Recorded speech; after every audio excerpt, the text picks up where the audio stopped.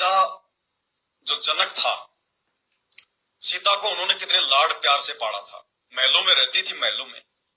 रामचंद्र के साथ शादी हो गई, रामचंद्र जी को 14 साल का वनवास मिल गया। सीता भी जबरदस्ती उनके साथ चली गई, क्योंकि वनवास तो राम को मिला था, सीता तो अपनी गलती से गई, चली गई। अब राजा की लड़की, महलों में रहने वाली लड़की, जंगल में ना कोई महल है, ना कोई खाना पीना। महल में तो 56 प्रकार के भोग खाने वाली है, 100 प्रकार की बांदी है, उसकी सेवा करने वाली, उसको नहलाने वाली, उसके कपड़े धोने वाली, उसकी मालिश करने वाली। अब जंगल में उसको क्या सुविधा मिलेगी भाई? जंगल में तो बहुत भयंकर, जेल से भी भयंकर जो दुख और समस्याएं वो जंगल में होती है। कभी कोई शेर चिंगाड़ रहा है, कभी कोई भालू चिंगाड़ रहा है, कभी कोई सांप के काटने का डर। कहां से खाना खाएगी? आंधी, सर्दी, गर्मी, बरसात, तूफान में डर, परेशानियां। राजा जनक को क्या इस बात का पता नहीं था? लेकिन राजा जनक ने 14 वर्ष तक सीता जी को एक भी सोने की मोहर या चांदी की मोहर, 1 किलो आटा, 1 किलो चावल, 1 किलो दाल, लूण, तेल, मिर्च, कोई मदद नहीं करी। वो तो राजा थे, वो चाहते तो महल बनवाते थे रातों रात जंगल में कि बच्चों यहां रहो, कोई बात नहीं। लेकिन राजा जनक ने समझदारी दिखाई, उनको ज्ञान था कि बेटी का संस्कार अलग है, मेरा संस्कार अलग है। जब तक ये मेरे ऊपर आश्रित थी, मैं इसको सारी सुविधा दे रहा था। अब इसकी शादी कर दी गई है, अब ये अपने पति के आश्रित हो गई है। अब इसका जो संस्कार है वो अपने पति के साथ में जो है वो जुड़ चुका है। अब मैं यदि बीच में टांग अड़ाऊंगा तो मैं परमात्मा का दोषी बनूंगा। ठीक इसी प्रकार वर्तमान में सुरजीत भगत जी को इस प्रकार से मदद करने से पहले, आर्थिक मदद करने से पहले, सामान सट्टे की मदद नहीं, आर्थिक मदद करने से पहले उन तमाम भगत भाई बहनों ने विचार करना चाहिए था कि अब वो सुरजीत भगत जी सीता की तरह अपने पति, अपने गुरुदेव भगवान से उसका संपर्क हो चुका है। सुरजीत भगत जी की शादी, उसकी मंगनी, उसकी सगाई, यानी जब हम अपने गुरुदेव से नाम ले लेते हैं तो हमारा रिश्ता, हमारी शादी, हमारी मंगनी हमारे गुरुदेव से हो जाती है। उसके बाद में जिम्मेदारी अपने गुरुजी की हो जाती है। जो जाकी सरना बसे ताको ताकी लाज, और जल स्यों ही मछली चढ़ जाती बह जाते गजराज। अब वो गुरुजी पे आश्रित है, तो ऐसे में उन भगत भाई बहनों ने विचार करना चाहिए था कि तुम इस प्रकार से अनाप शनाप आर्थिक मदद करके परमात्मा के ऑपरेशन में बाधा क्यों पैदा कर रहे हो? क्या तुम परमात्मा के दोषी नहीं बनोगे?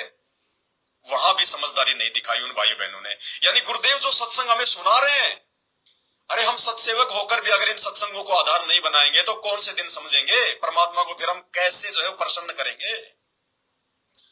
ये कथाएं, ये सत्संग, ये परमात्मा रातों को जाग जाग के नींदें खराब कर करके दुनिया से दुश्मनी मोल ले लेके जो हमें बता रहे हैं, समझा रहे हैं भाई और बहनों, ये इसलिए समझा रहे हैं कि काल हमारे को ना ठगे। नहीं तो सत्संग देने की क्या जरूरत थी? हमारी जो मुक्ति है वो तो नाम से होनी है। परमात्मा नाम पकड़ा देता, जाओ अपने घर पे अपना धंधा करो, अपना नाम जपो। सत्संग सुनाने की जरूरत क्या थी परमात्मा ने 28 साल से? क्योंकि सत्संग भक्ति की नींव है, और जब तक नींव मजबूत नहीं होगी उस पर मकान नहीं बन सकता। तो जब तक भगत को ज्ञान नहीं होगा तब तक भक्ति पे वो चल ही नहीं सकता, उसको दृढ़ता ही नहीं सकती। कोई भी आपको ठग लेगा, कोई भी आपको मूर्ख बना देगा, 2 बातें उल्टी सीधी बोल के आपके गुरुजी के बारे में आपको भक्ति से आउट कर देगा। तो भाई और बहनों, यहाँ फिर हमने सत्संगों को आधार नहीं बनाया। कौन से दिन सत्संगों को आधार बनाएंगे? उस समय सीता की परीक्षा चल रही थी क्योंकि वनवास मिला हुआ था।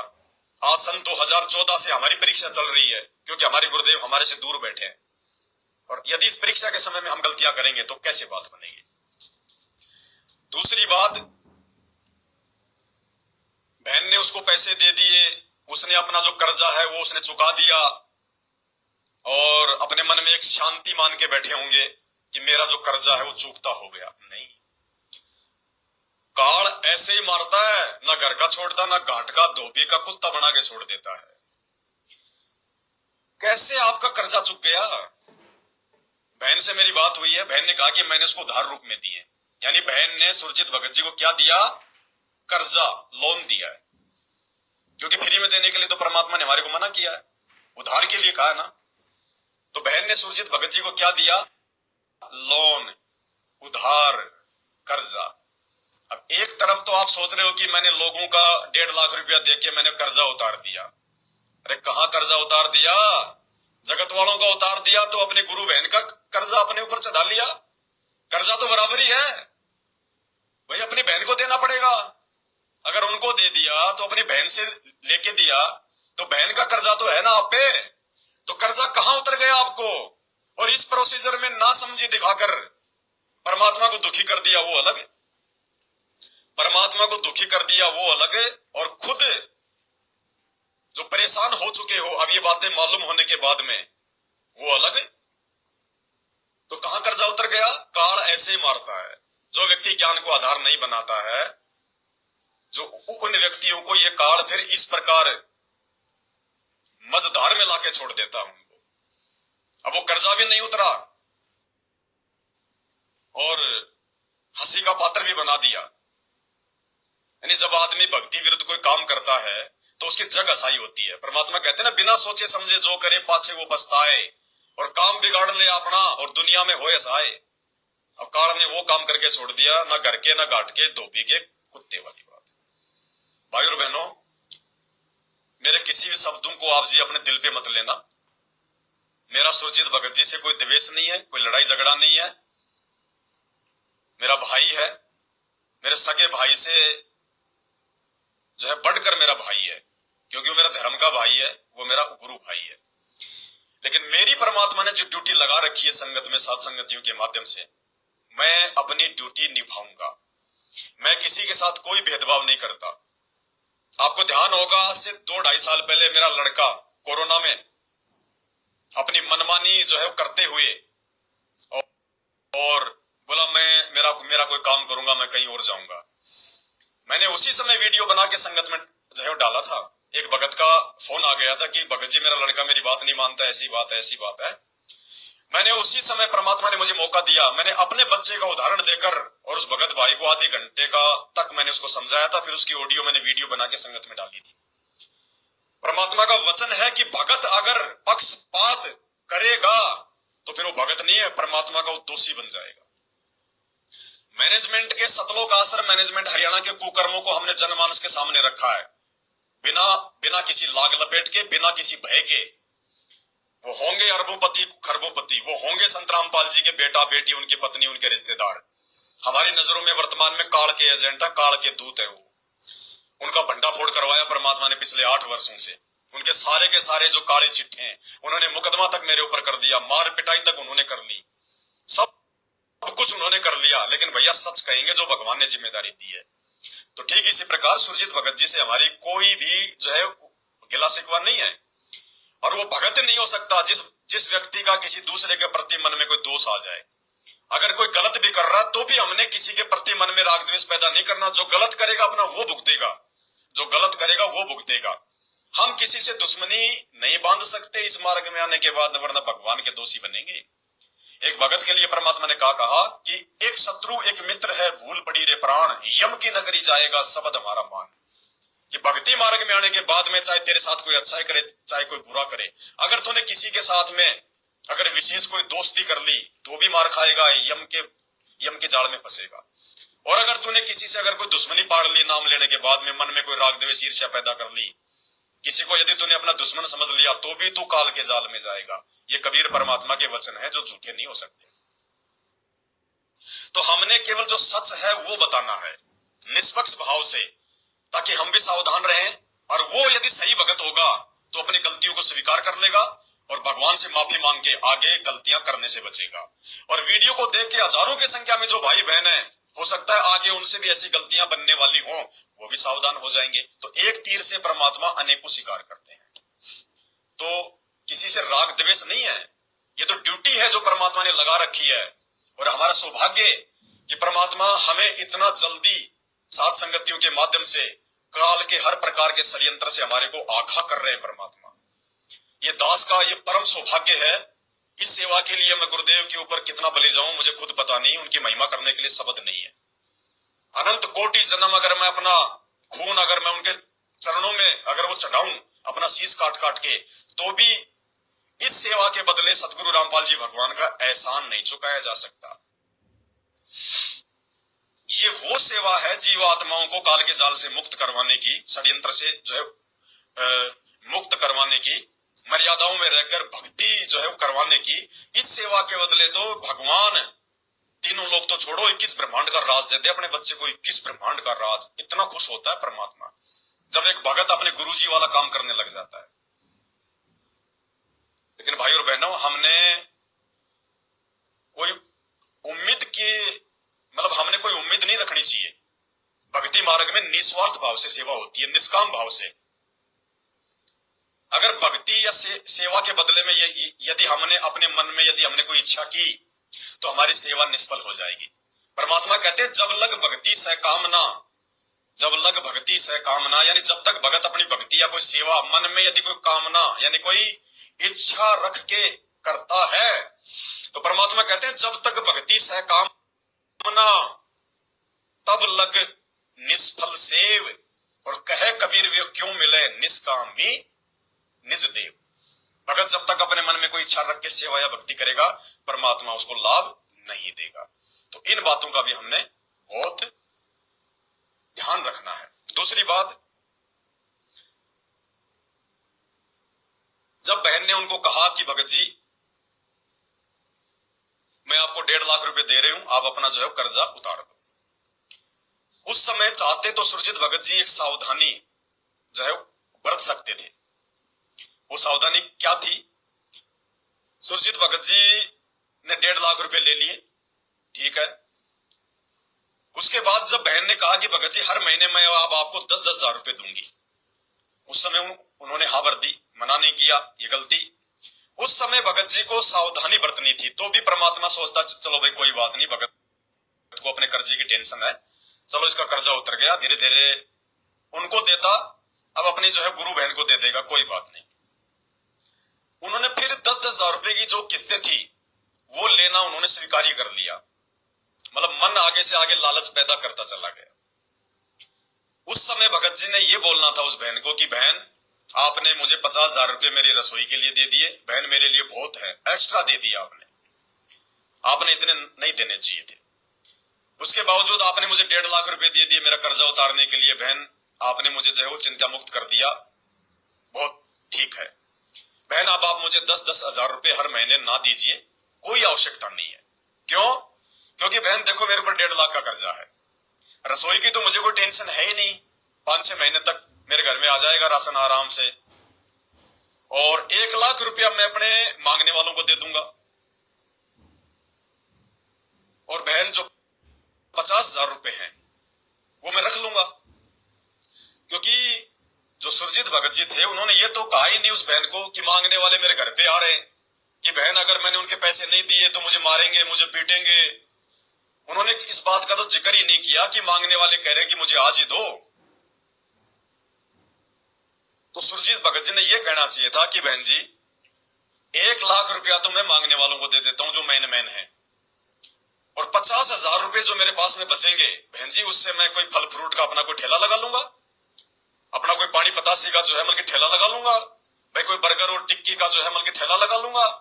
तो बहन मेरा धंधा भी शुरू हो जाएगा, और हर महीने परमात्मा के दया से, क्योंकि आज एक पानी पतासी वाला जो पानी जो पूछ के जो बेचता है, क्योंकि दास ने तो ये काम जो है वो किया है, एक पानी पतासे वाला, एक बर्गर टिक्की वाला जो रोड पे खड़ा होता है वो भी भाई और बहनों महीने के 40 से 50 हजार रुपए कमाता है, महीने के 40 से 50 हजार रुपए।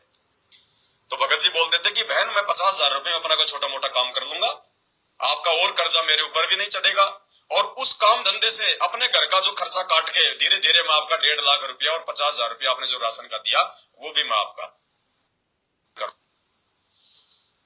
नेट थोड़ा सा डिस्कनेक्ट हो रहा है भाई और बहनों बीच बीच में, मालिक से अरदास करेंगे परमात्मा दया करें, आधा वीडियो हो गया, आधा और हो जाए। आज समस्या आज आ ही रही है इस नेट की आज, चलो कोई बात नहीं, मालिक पे है, परमात्मा पे है। तो यहां हमारे सुरजीत भगत जी थोड़ी सी सावधानी, थोड़ी सी एहतियात वो बरत सकते थे, लेकिन उन्हें दिमाग नहीं लगाया। क्यों नहीं लगाया? ये हम सबको ध्यान से सुनने की बात है। ध्यान उस काल ने नहीं लगने दिया, क्योंकि भाई और बहनों परमात्मा कहते हैं, मालिक की वाणी हम रोज पढ़ते हैं, कामी, क्रोधी और लालची इनसे भक्ति ना होए, और भक्ति करे कोई सूरमा जात वर्ण कुल खोए। तो वो लोभ पैदा कर दिया, वो लालच पैदा कर दिया उस काल ने भगत जी के अंदर। वो लालच की हल्की सी वो परत पड़ गई, बस हल्की सी होती है वो। जैसे हम लोग माँ बाप, जैसे हम लोग अपनी माता जी के पेट से बाहर आते हैं, जन्म लेते हैं, तो माँ के पेट में तो हमें सब कुछ पता होता है, अगले पिछले जन्म क्या है क्या नहीं है, मानव जन्म क्यों मिला है, क्या करना है। जैसे ही माँ के गर्भ से बाहर आते हैं तो गुरुदेव ने क्या कहा, ब्रह्मा जी रजोगुण की झिल्ली डाल देता है, विष्णु जी सतोगुण की और शंकर जी तमोगुण की जो है वो परत इस आत्मा के ऊपर डाल देता है, हल्की सी परत, और आदमी कुछ भी नहीं सोच पाता, फिर उसी काम धंधे में जीना मरना, बच्चे पैदा करना, पालना, मर जाना, उसी में लगा रहता है।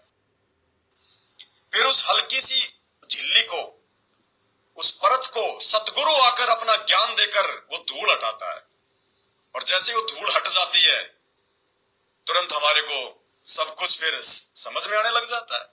मार्बल चाहे कितना ही चमकीला क्यों ना हो, आपने घिसाई मार मार के चमका रखा है। गुरुदेव क्या कहते हैं, 5-7 दिन आप अपने मकान को बंद करके कहीं बाहर चले जाओ, वापस आओगे तो उसमें मिट्टी की धूल जमी मिलेगी हल्की सी, और मिट्टी की हल्की सी धूल उस मार्बल की, उस टाइल की चमक को बिल्कुल ऐसा कर देती है बेकार। और जैसे हम हल्का सा झाड़ू मारते हैं या पोछा मारते हैं, फिर वापस वो चमकने लग जाता है।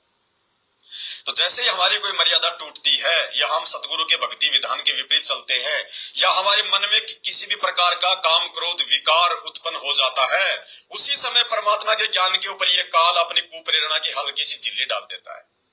फिर वो जीव नहीं समझ सकता, चाहे उसको लाख समझा लो, चाहे कुछ भी कर लो, जब तक सतगुरु की दया नहीं होगी वापस, या जब तक वो बारंबार अपने गुरुदेव से प्रार्थना नहीं करेगा।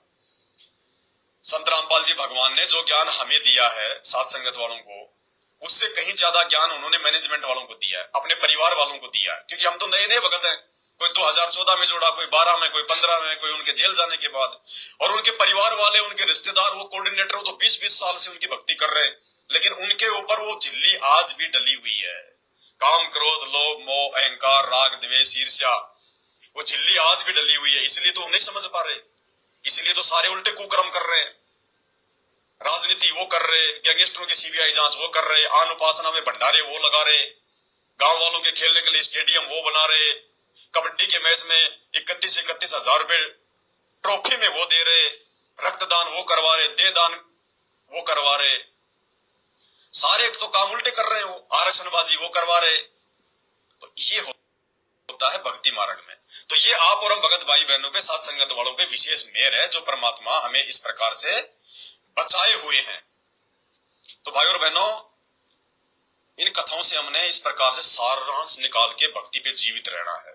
दूसरा, परमात्मा ने फिर अपने एक सत्संग के माध्यम से और खुद अपने द्वारा की गई एक लीला के माध्यम से समझाया कि आपत्ति के समय, विपत्ति के समय भगत ने केवल अपने भगवान का भिखारी बनना चाहिए, अपने भगवान पर ही आश्रित होना चाहिए, ना किसी और पर।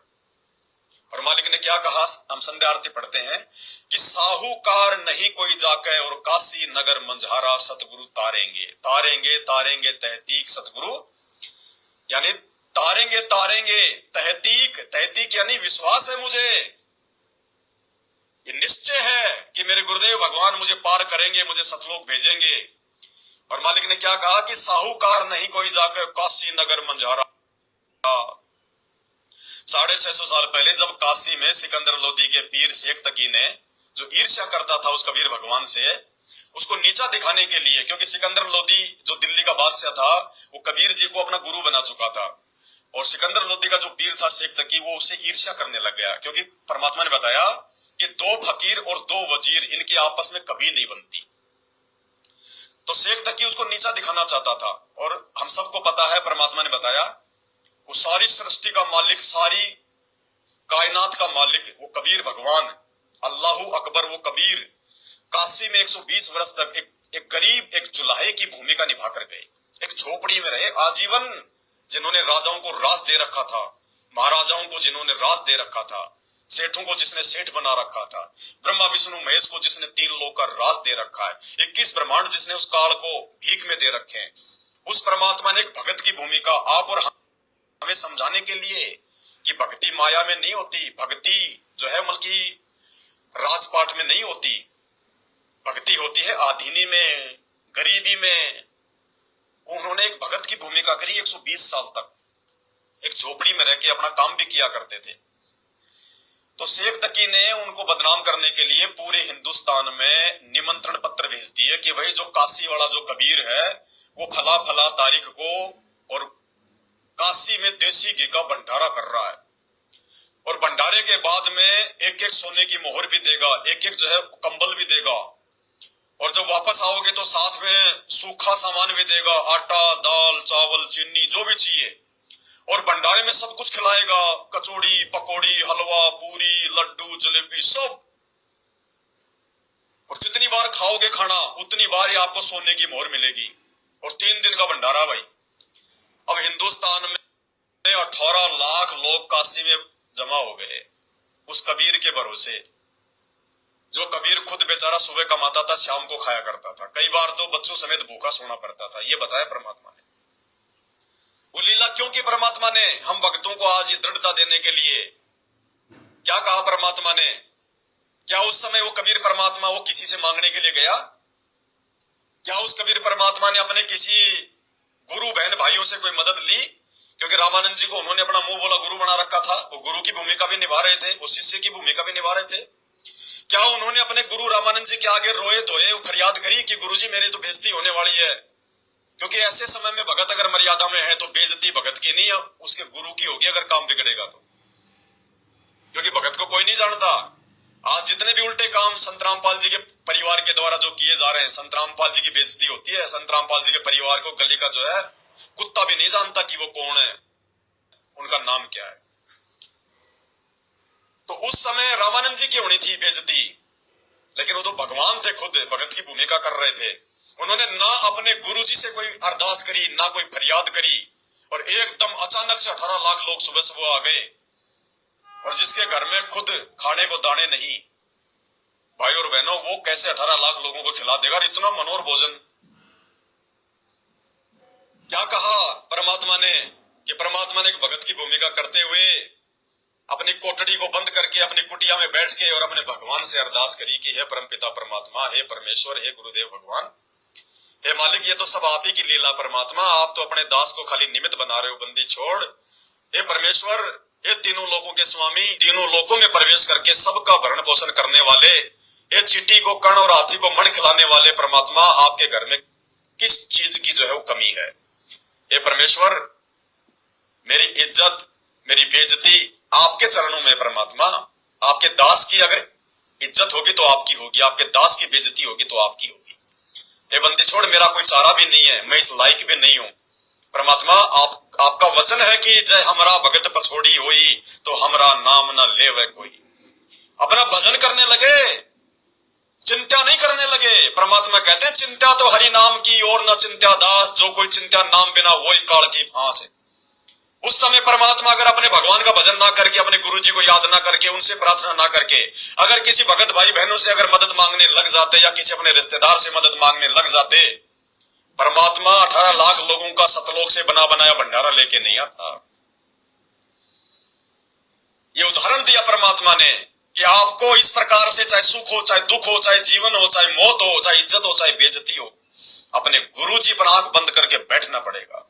और जो कर्म गुरु जी ने दे दिया भक्ति का, अपना वो कर्म कर, बाकी परमात्मा देखेगा अपने आप। मालिक कहते हैं कल्पे कारण कौन है तू, कर सेवा निष्काम, मन इच्छा फल देवेगा जब पड़ेगा गुरु से काम। वो गुरु जी का काम था उस समय, वो परमात्मा का काम था। और देख लो कैसे परमेश्वर ने 18 लाख लोगों को सेकंडों में वहां पे टेंट लगा दिए काशी में। सतलोक से परमात्मा 9 लाख बैलों के ऊपर बना बनाया सामान लेके आ गए। केशव बड़जाले का रूप बना के परमात्मा ने टेंट लगा दिया काशी में। देश का राजा भी 18 लाख लोगों की 1 घंटे में नहीं कर सकता है ऐसी व्यवस्था और ऐसा पकवान। और हर भोजन के बाद में एक एक सोने की मोहर, एक एक जो है कंबल उन लोगों को दिए। 3 दिन तक लोगों ने दिन में 3-3 बार खाया सोने की मोहर के चक्कर में। और जाते समय उनको सूखा भी दिया, उनको आटा दाल चावल भी दिया। और पूरी काशी में उस कबीर परमात्मा की जय जयकार हो। भाई ऐसा सेठ नहीं देखा भाई, जय कबीर सेठ की, जय कबीर सेठ की, जय कबीर सेठ की। सिकंदर लोदी भी नीची, सिकंदर लोदी का जो गुरु था शेख तकी पीर, नीची गर्दन हो गई, उसकी नानी मर गई कि भाई ये नीचे गिरने वाला नहीं है। तो मालिक ने एक भगत की भूमिका निभा के ये दिखाया कि जो गुरु भगत होगा, जो पतिव्रता जो पद पे होगा, परमात्मा अपने भगत की बेइज्जती नहीं होने देगा। भगत की बेइज्जती भगवान की बेइज्जती होती है।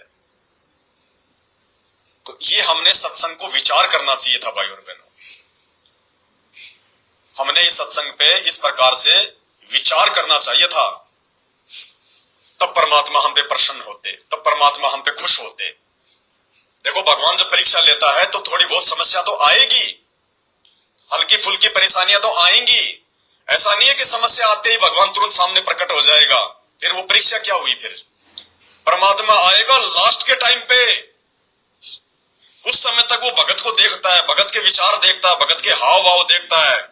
भगत क्या सोचेगा, क्या उसका रिएक्शन होगा, मन में क्या दोष आएगा, क्या विचार आएंगे। नरसिंह भगवान का भगत था, 56 करोड़ की संपत्ति भंडारे में लुटा दी और भगवान के ऊपर आश्रित होकर बैठ गया। उसका खुद का जो महल था उस महल में भी नहीं रहा, वो गांव के बाहर जाके जंगल में झोपड़ी डाल के बैठ गया। और जब आया उसकी बेटी का भात,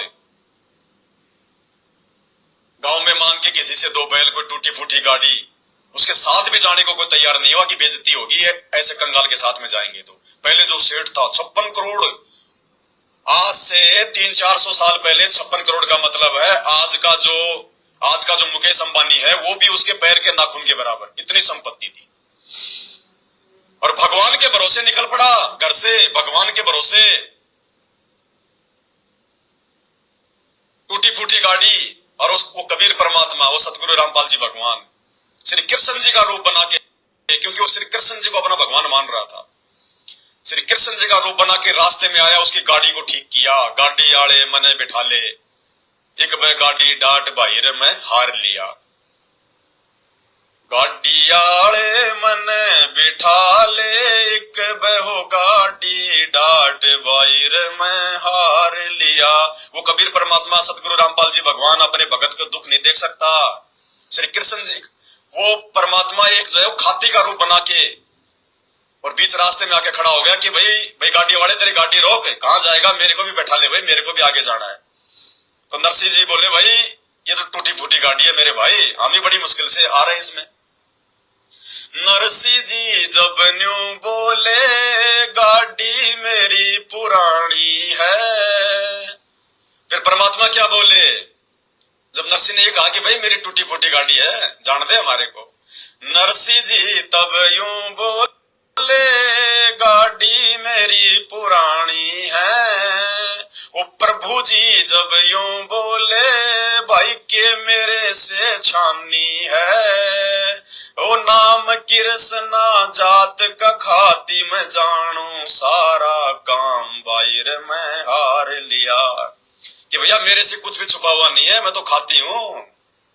अरे जो तीनों लोकों में बैठ के पूरी सृष्टि चला रहा है वो गाड़ी ठीक नहीं कर सकता क्या? उस बंदी छोड़ ने, उस कबीर परमात्मा ने, महिमा चाहे श्री कृष्ण जी की बन गई, कोई बड़ी बात नहीं।